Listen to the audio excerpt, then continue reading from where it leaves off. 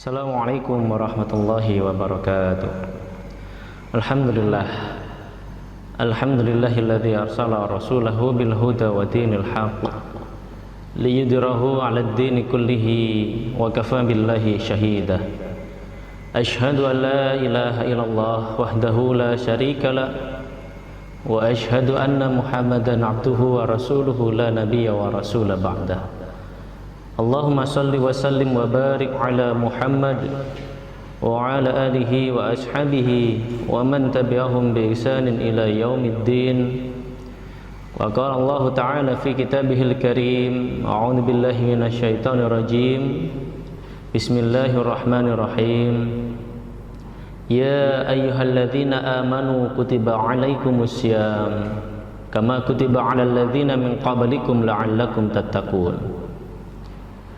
Anak-anakku, siswa-siswi SMA Muhammadiyah Tiga Tulangan yang dimuliakan Allah. Alhamdulillah, kita bersyukur kehadirat Allah.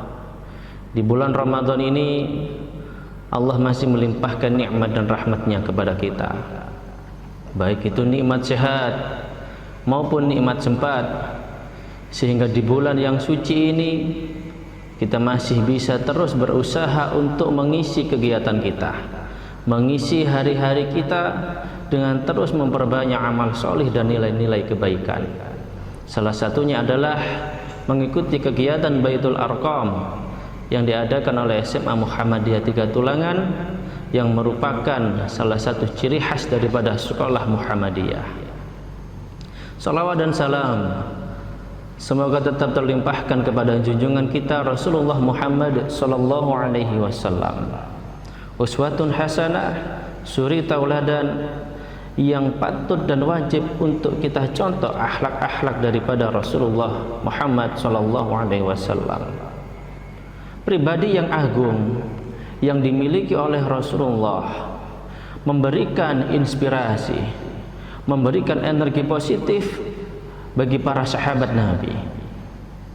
Maka dari itu, pada kesempatan kali ini saya akan mengisahkan dua sahabat Nabi yang begitu mulia di sisinya.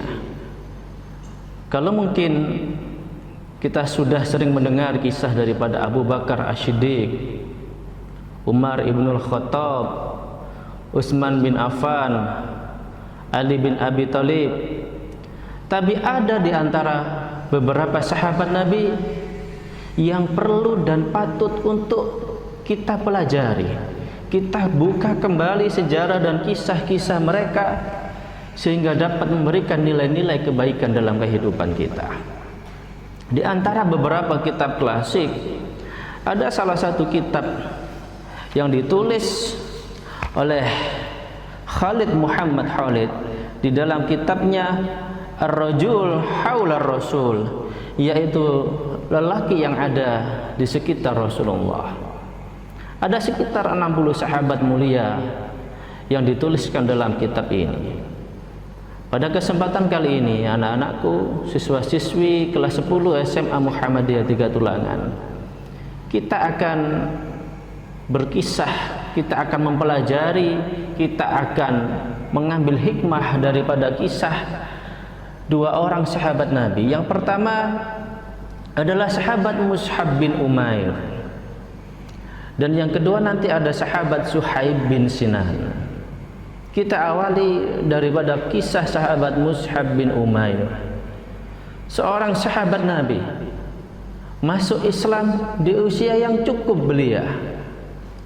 Dan luar biasanya Mus'ab bin Umair ini ketika hidup saat itu di kalangan orang-orang Mekah, nama Mus'ab cukup terkenal. Di samping Mus'ab yang memiliki wajah yang tampan, selain itu memiliki kecerdasan yang luar biasa, sehingga setiap ucapan, setiap perkataan yang keluar dari bibirnya selalu menjadi buah perhatian. Mus'ab terlahir dari keluarga yang kaya raya. Ibunya Kunas binti Malik merupakan salah satu tokoh pembesar Quraisy, tokoh terpandang di Mekah saat itu. Hingga suatu ketika berita datangnya seorang nabi yang membawa risalah ajaran Islam terdengar oleh Mus'ab bin Umair, maka terbesit dalam hatinya ingin berjumpa, ingin tahu ajaran seperti apakah yang dibawa oleh Muhammad sallallahu alaihi wasallam. Akhirnya Mus'ab bin Umair mendapat kesempatan untuk mengikuti kajian yang diadakan oleh Rasulullah dan beberapa sahabat yang sudah dulu masuk Islam. Tepatnya saat itu di rumah Arqam ibnu Abil Arqam.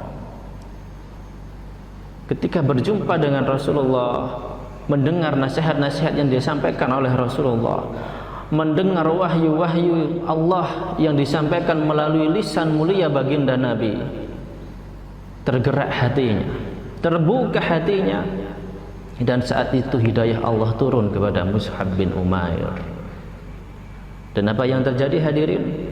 Saat itu pula Mus'ab bin Umair menyatakan keislamannya di depan Rasulullah langsung, di depan para sahabat yang sudah masuk Islam sebelumnya. Ada Ammar bin Yasir, ada sahabat termuda Ali bin Abi Thalib yang nantinya merupakan menantu daripada Rasulullah sallallahu alaihi wasallam. Pulanglah dari rumah Arqam. Sesampai di rumah terjadi gejolak batin yang luar biasa dalam hati Mus'ab bin Umair.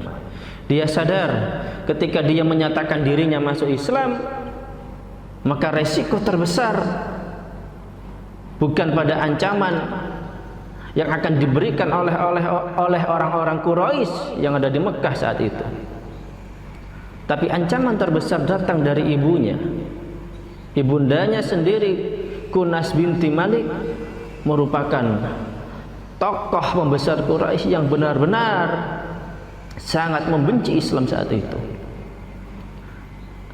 Akhirnya tidak ada secuil berita pun yang dapat bersembunyi di kota Mekah saat itu. Dan keislaman Mus'ab bin Umair pun didengarkan dan sampai kepada telinga ibundanya. Marah besar ibu daripada Mus'ab bin Umair. Kamu anak yang tidak tahu diuntung. Fasilitas yang kuberikan sudah tidak kurang-kurang.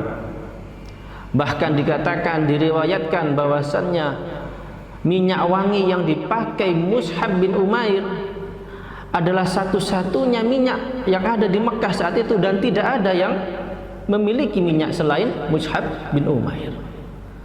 Makanya ketika lewat di jalan-jalan Mekah, maka para gadis-gadis di Mekah itu selalu membicarakan bagaimana sosok Mus'ab bin Umair. Kalau sekarang mungkin selebgram ya, selebgram dengan ribuan followers mungkin. Saat itu seperti itulah sosok Mus'ab bin Umair. Followers yang banyak, penggemar yang banyak, ya, fasilitas yang serba mewah, ya. Pakaian yang dipakai adalah pakaian yang terbaik, sandal yang dipakai sandal yang terbaik, ya. Semua yang dipakai oleh Mus'ab bin Umair adalah yang terbaik. Kalau sekarang mungkin brandednya nomor 1, ya. Tapi ternyata apa? Semua yang dimiliki, semua yang dinikmati, yang dirasakan itu, yang mungkin oleh sebagian orang merupakan sesuatu yang sangat diidam-idamkan, tidak membuat Mus'ab bin Umair silau, tidak membuat dirinya lupa diri, tetapi kerinduannya kepada Nabi semakin membuncah. Dari hari ke hari kerinduannya kepada Rasulullah semakin bertambah. Walaupun akhirnya ibunya pun mengusir Mus'ab bin Umair dari rumahnya. Segala fasilitas sudah tidak diberikan. Sosok Mus'ab yang awalnya merupakan pemuda tampan, pemuda yang dengan penampilan yang begitu luar biasanya. Ketika masuk Islam, semuanya ditinggalkan, hidup dengan sederhana. Tapi kecerdasannya terus berkembang bersama Rasulullah hingga suatu ketika sebelum Nabi dan para sahabat hijrah ke Madinah, Nabi mengutus seorang duta pertama umat Islam yang dikirim ke Madinah untuk mendakwahkan Islam, mensyiarkan Islam. Siapakah yang dipilih? Apakah Abu Bakar? Apakah Umar bin Khattab? Ataukah Utsman bin Affan? Ataukah Ali bin Abi Thalib? Atau Abu Hurairah? Tapi ternyata pilihan Rasulullah jatuh pada diri Mus'ab bin Umair. Dikirimlah ke Madinah mensyiarkan Islam. Dan tidak mudah ketika di Madinah. Pertentangan, ancaman yang bahkan mengancam jiwanya pun dialami oleh Mus'ab bin Umair. Tapi semuanya itu membuat imannya semakin teguh, membuat keimanannya semakin kuat, bukan semakin melemah. Maka di tengah virus corona yang sedang mewabah saat ini, mari kita jangan sampai iman kita semakin melemah. Harus semakin kuat keimanan kita. Hingga tiba waktunya Rasulullah hijrah ke Madinah. Orang-orang Madinah yang sebagian besar sebelumnya tidak pernah mengenal Islam, tidak pernah mengenal apa itu ajaran Islam, tidak mengenal Al-Quran, melalui duta Rasulullah, seorang Mus'ab bin Umair. Saat itu penduduk Madinah sebagian besar banyak yang sudah memeluk Islam. Bahkan pembesar-pembesar suku yang ada di Madinah, merekanya salah satunya adalah Usaid bin Hudair, Sa'ad bin Mu'ad. Semuanya masuk Islam melalui dakwah yang dibawa, yang diajarkan oleh Mus'ab bin Umair, murid Rasulullah, duta Rasulullah SAW. Hingga perang Badar pun Mus'ab ikut serta. Dan yang luar biasa, peristiwa terbesar yang bahkan sampai membuat Rasulullah menangis adalah ketika perang Uhud, hadirin. Di mana saat itu Mus'ab bin Umair ikut berperang bersama Rasulullah pada saat perang Uhud. Di mana saat itu kondisi umat Islam di tengah-tengah perang itu sudah mengalami keunggulan ketika melawan orang-orang Quraisy di Uhud, di bukit Uhud. Tapi apa yang terjadi?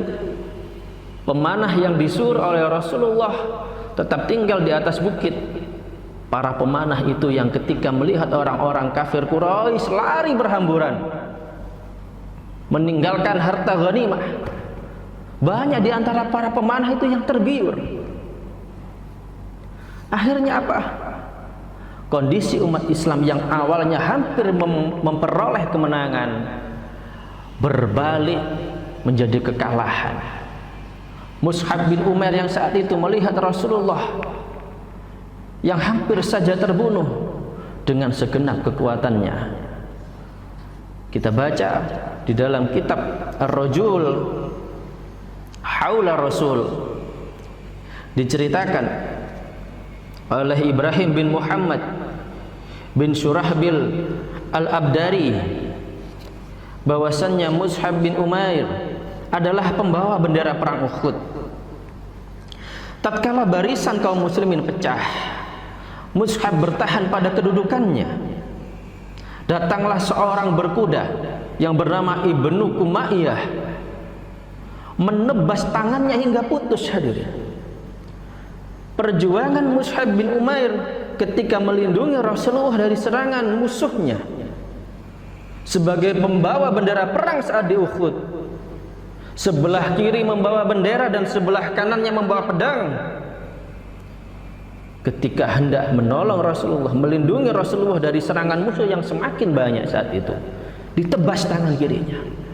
Terlepas bendera itu dipegang dengan tangan kanannya, dan ditebas lagi tangan kanan itu, hingga akhirnya dipegang dengan kedua pangkal lengan bendera itu, hadirin, sambil mengucapkan, Muhammad tiada lain hanyalah seorang rasul. Wa ma Muhammadun illa rasul qad khalat min qablihi rusul. Ucapan itu senantiasa disenandungkan oleh Mus'ab bin Umair karena rasa takutnya kehilangan Rasulullah yang saat itu sedang terdesak. Bahkan diriwayatkan sampai gigi geraham Rasulullah itu patah. Pipi-pipi Rasulullah itu sampai berdarah saat perang Uhud.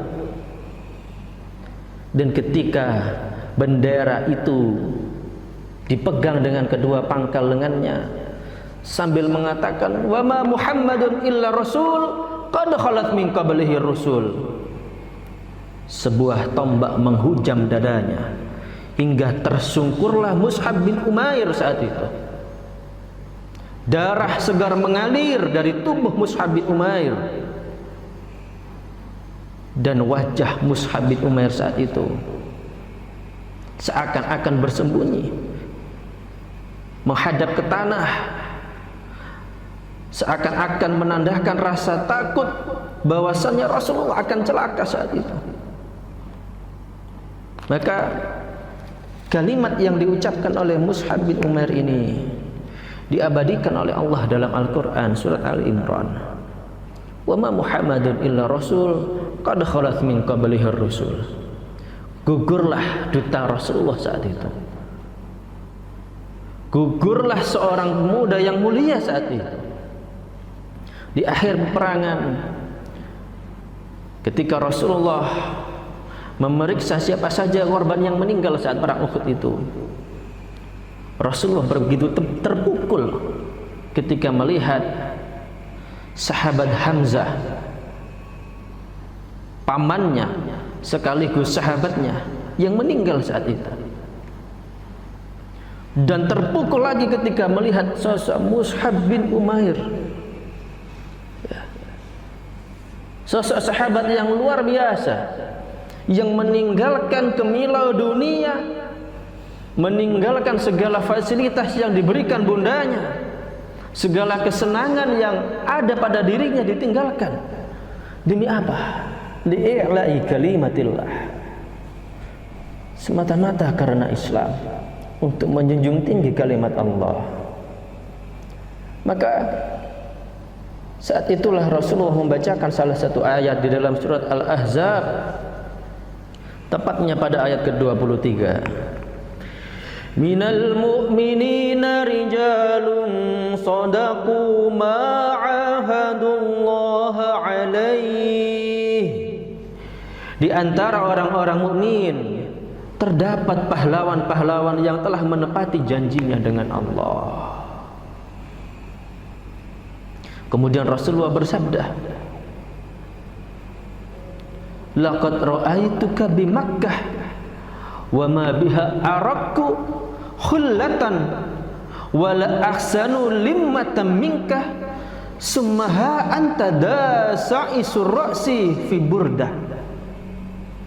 Ketika di Mekah dulu, kata Nabi, tidak ada seorang pun yang aku lihat lebih halus pakaiannya, lebih rapi rambutnya daripada dirimu, wahai Mus'ab bin Umair. Tetapi sekarang lihatlah, dengan rambutmu yang usut masai dan hanya dibalut sehelai burdah. Bahkan saat itu diriwayatkan pula,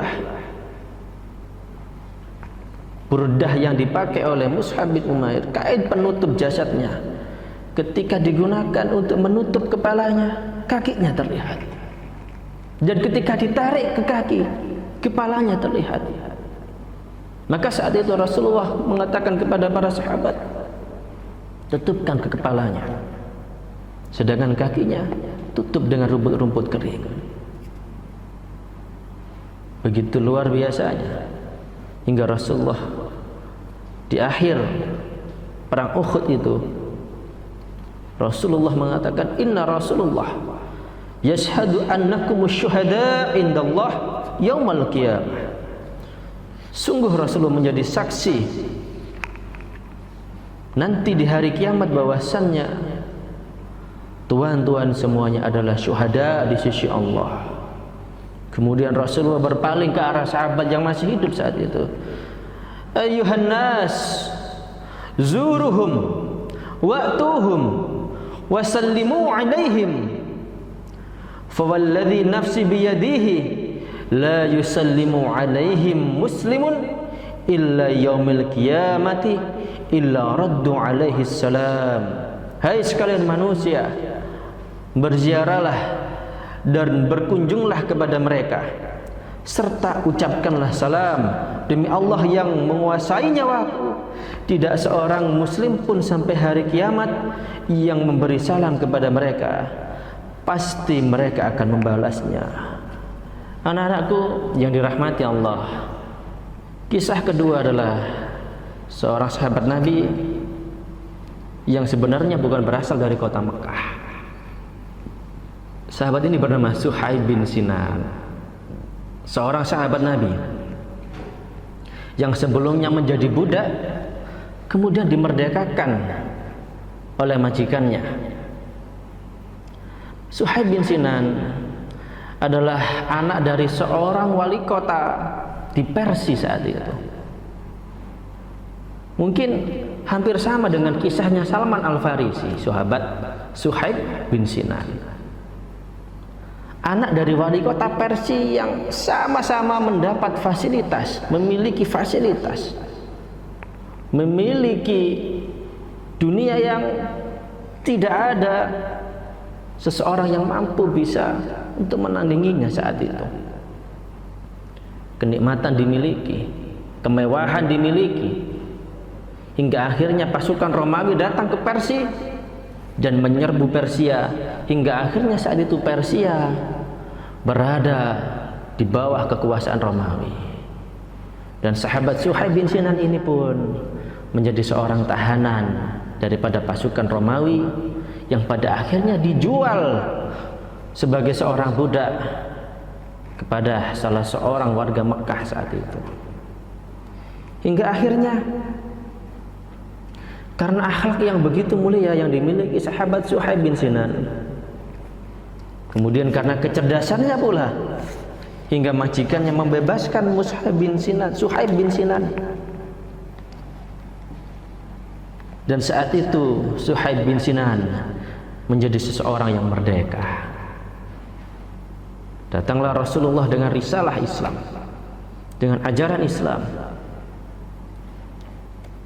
menarik hati Suhaib bin Sinan,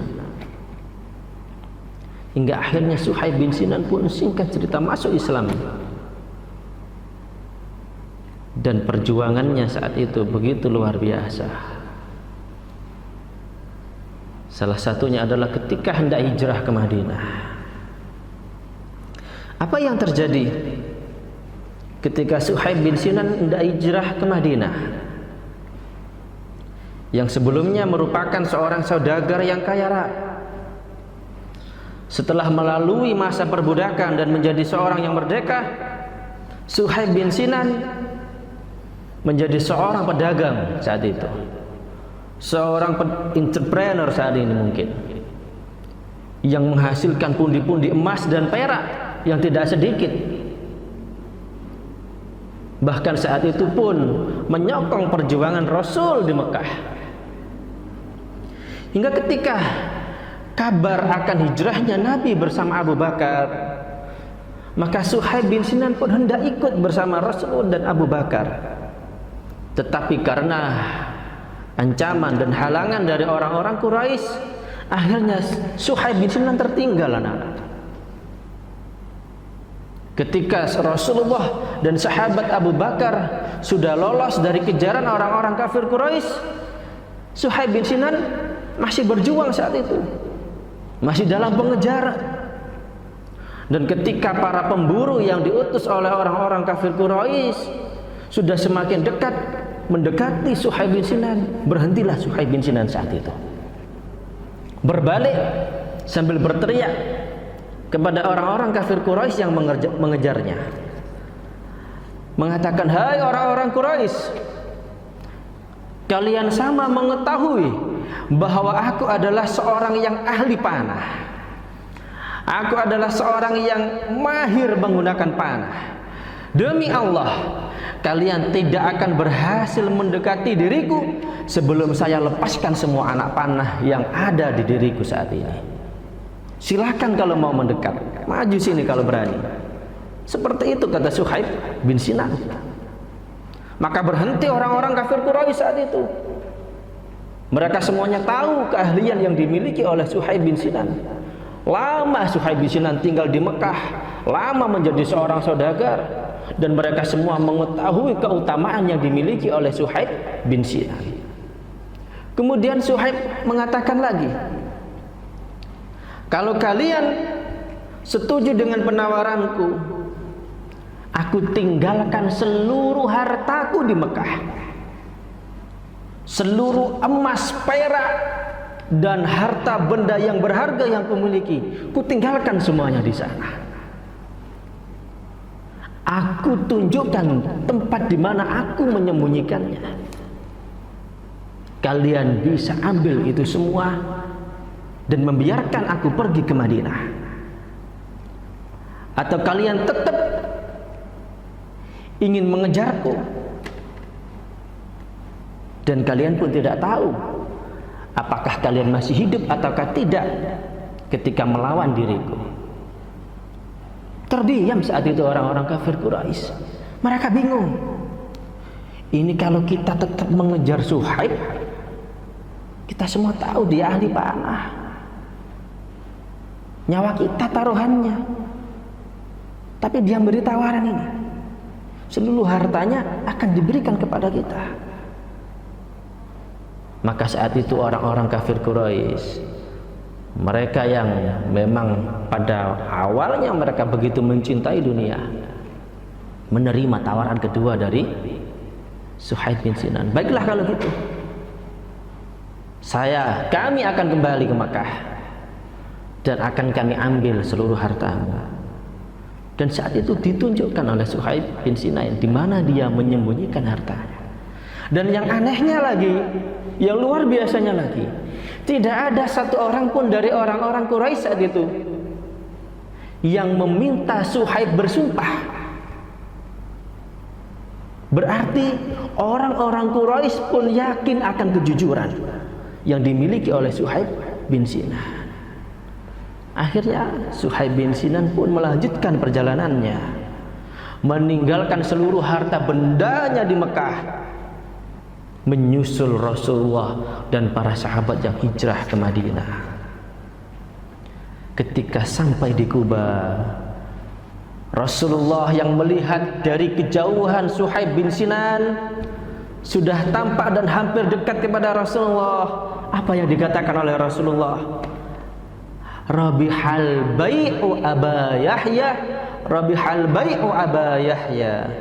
Dan ketika itu pula turun ayat berkenaan dengan peristiwa hijrahnya Suhaib bin Sinan. Surat Al-Baqarah ayat ke-207 menggambarkan bahwasannya perjuangan, pengorbanan yang dilakukan Suhaib bin Sinan begitu berharga dan bernilai di mata Allah.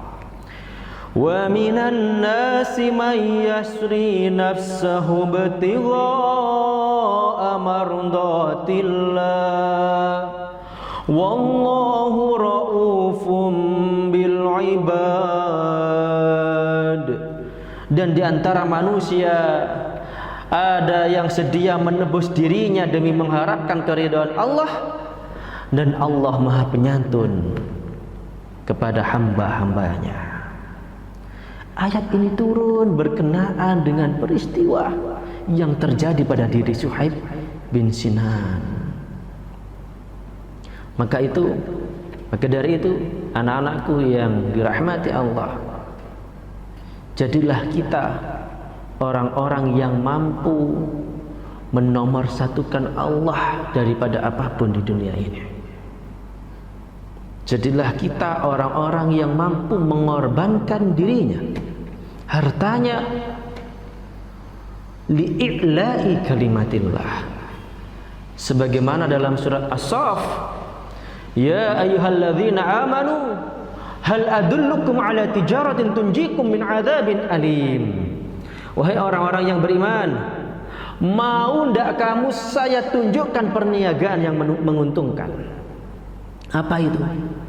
Tu'minuna billahi wa rasulihi wa tujahiduna fi sabilillahi bi amwalikum wa anfusikum dzalikum khairul lakum in kuntum ta'lamun. Yaitu engkau beriman kepada Allah dan Rasulnya. Keimanan itu tidak cukup terikrar dari lisan, tapi butuh pembuktian. Apa pembuktiannya? Wa tujahiduna fi sabilillah bi amwalikum wa anfusikum, yaitu berjuang di jalan Allah dengan jiwa, harta, semuanya dikerahkan untuk meraih ridha Allah. Maka di bulan Ramadan kita diberi kesempatan masih bisa bernafas di bulan ini. Bulan yang mulia ini merupakan nikmat yang begitu besar, sebuah karunia yang tiada bandingannya. Bulan yang ditunggu-tunggu oleh seluruh umat Islam di penjuru dunia. Maka jangan sampai waktu kita terbuang sia-sia. Kita gunakan waktu yang Allah berikan kepada kita, kesempatan yang Allah berikan kepada kita untuk memperbanyak amal soleh. Kalau dengan harta kita tidak bisa, kalau seumpama seperti Suhaib bin Sinan kita tidak bisa, hendaknya seperti Mus'ab bin Umair, mengorbankan jiwanya, bahkan nyawanya pun melayang untuk memperjuangkan agama Allah. Karena itu yang akan menjadi bukti kita kelak di hadapan Allah. Ketika kita dihadapkan dengan sidang Allah yang maha dahsyat di yaumul hisab, kita memiliki amalan istimewa yang mampu kita katakan kepada Allah, ya Allah, ini amalanku ya Allah. Dulu di dunia saya pernah melakukan amal kebajikan ini ya Allah. Mungkin dengan amalku ini engkau ridha dan engkau merahmatiku, sehingga engkau mau memasukkan diriku ke dalam surga. Dan itu yang diharapkan oleh seluruh umat Islam. Tidak ada kebahagiaan, kenikmatan, kesuksesan terbesar kecuali ketika kelak Allah mengatakan kepada kita, udkhulul jannah birahmati, masuklah ke dalam surga karena rahmatku. Semoga kita semuanya di bulan Ramadan ini mampu istiqomah beramal saleh, mampu istiqomah melakukan kebaikan demi kebaikan, dan semoga kelak di akhir hayat Allah wafatkan kita semuanya dalam keadaan husnul khotimah, dan Allah kumpulkan kita di surganya, dipertemukan dengan Rasulullah, dipertemukan dengan sahabat-sahabat Nabi yang begitu mulia, dan dikumpulkan bersama orang-orang yang kita cintai, ayah kita, ibu kita, saudara-saudara kita, seiman dan seagama di surga Allah Subhanahu wa ta'ala. Sekian sirah sahabat Nabi yang bisa saya sampaikan kali ini. Mudah-mudahan memberi manfaat bagi kita semuanya. Bila ada kebenaran, maka itu semata-mata datangnya dari Allah, dan bila ada kesalahan, maka itu datangnya dari diri saya pribadi. Aqulu qauli hadza fastaghfirullah li wa lakum innahu wal ghafurur rahim. Wassalamu alaikum warahmatullahi wabarakatuh.